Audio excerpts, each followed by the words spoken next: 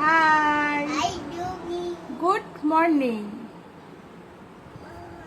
Good morning. নমস্কার, সকাল কেমন সকাল আছেন সবাই? আশা করছি সকালে অনেক ভালো আছেন। এই যে সকাল সকাল ঘুম থেকে উঠে গোপালকে নিয়ে চলে আসছি আজ একটু পূজা দিতে। আর এদিকে তো গোপালের বাবা সকালে খাওয়া দাওয়া শেষ করে চলে গিয়েছে অফিসে। আর যেহেতু এখন গোপাল, আমি আর গোপালের বাবাই আছি, সেহেতু গোপালকে সব কিছু করে তারপরে পূজা টুজা দেওয়া লাগে। যেদিন পাই না সেদিন হয়তো গোপালের বাবা যে দিয়ে যায়। যেরকম আজ একটু সকালে উঠতে আমার দেরি হয়ে গেছে, তাই গোপালের বাবাই কোনো মতে ঠাকুরকে একটু জল মিষ্টি দিয়েছে। আর গাছে যা ফুল থাকে সেটুকে আমি পরে হয়তো একটু ঠাকুরকে দিয়ে নম করে নিই। ঠিক আছে, সেরকমই আজকেও গোপালের বাবাই যে সকালবেলা ঠাকুরকে মানে গোপাল ঠাকুরকে জল মিষ্টি দিয়েছে। আর গাছের ফুল যা ছিল তা দিয়ে যে ঠাকুরকে একটু নিবেদন করে ঠাকুরকে একটু সাজালাম। যেহেতু গাছে ফুল আছে, না দিলেও মনটা খুব খারাপ লাগে, গাছের ফুলগুলো নষ্ট হবে, তাই ঠাকুরকে দিয়ে যে একটু প্রণাম করে চলে আসছি আমার গোপালকে সকালের খাবার খাওয়াতে। সকালের খাবার খাওয়ায় আসলে তেমন একটা খেতে চায় না।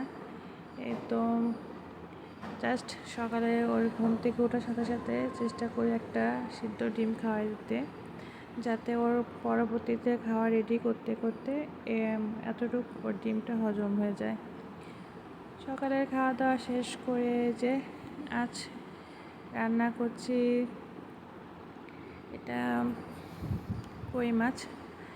আজ যে কই মাছটা রান্না করব এটা আমার শাশুড়ির কাছ থেকেই শেখা। এটাকে বলে তেল কই।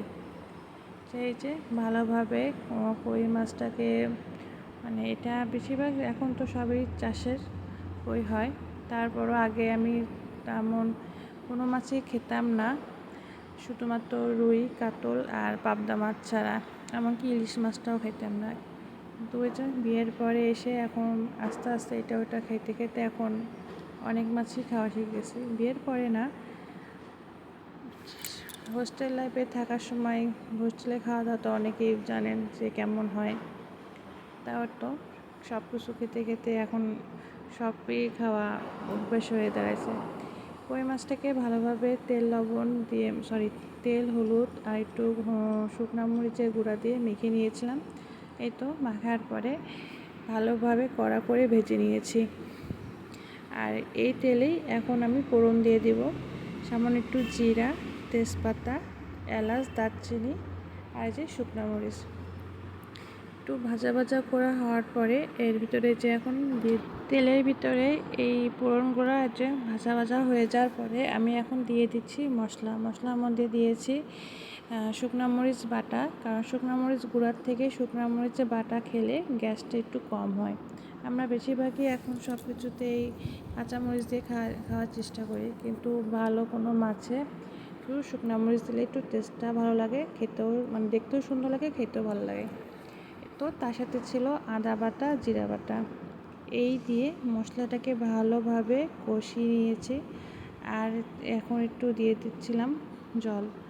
আর একটু মনে হলো যে একটু ঝালটা কম হবে।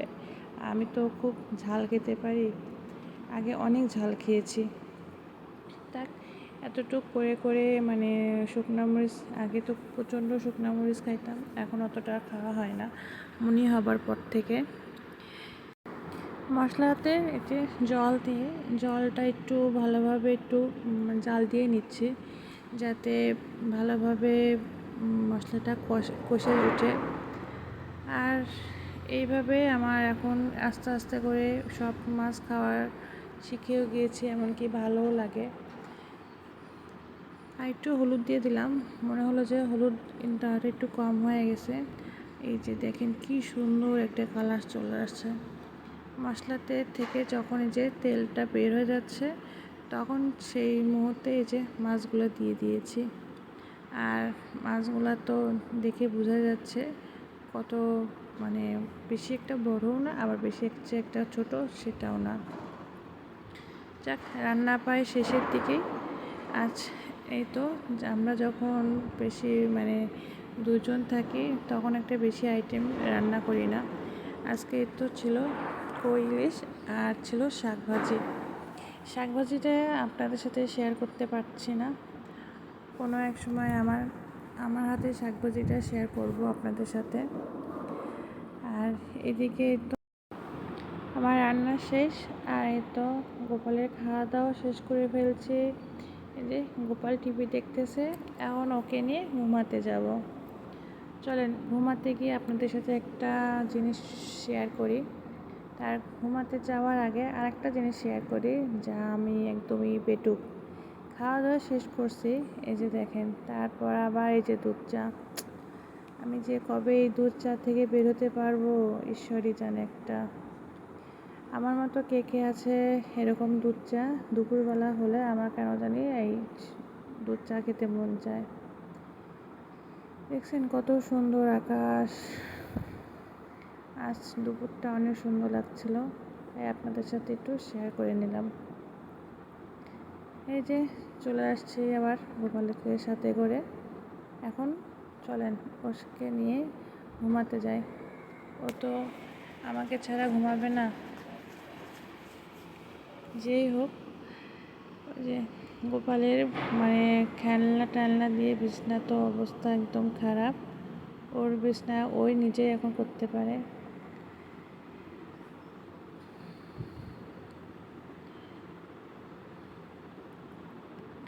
এই যে যেটা কথা বললাম যে আপনাদের সাথে শেয়ার করব, ঘুমাতে আসছে ওকে নিয়ে। এই যে ও তো একটু তেলাপোকা জুজু দেখে ভয় পায়, ওকে কি ঘুম পাড়াবো জুজুকে ভয় দিয়ে, ওই উল্টা জুজুকে ঘুম পাড়াচ্ছে।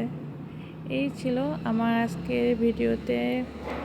যাক, আপনাদের যদি আমার এই ছোট্ট ভিডিওটা ভালো লেগে থাকে অবশ্যই শেয়ার দিয়ে লাইক দিয়ে পাশে থাকবেন। ধন্যবাদ।